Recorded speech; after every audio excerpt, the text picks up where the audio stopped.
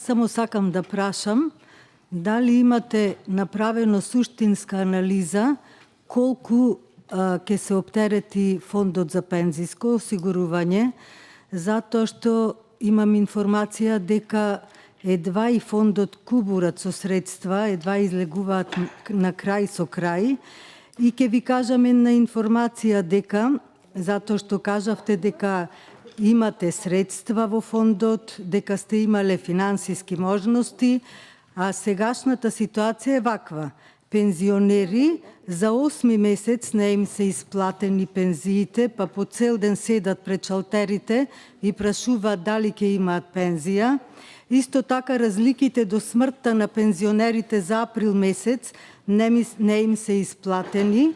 Дали знаете на проста математика дека треба 3 вработени за еден пензионер да може да се издржува?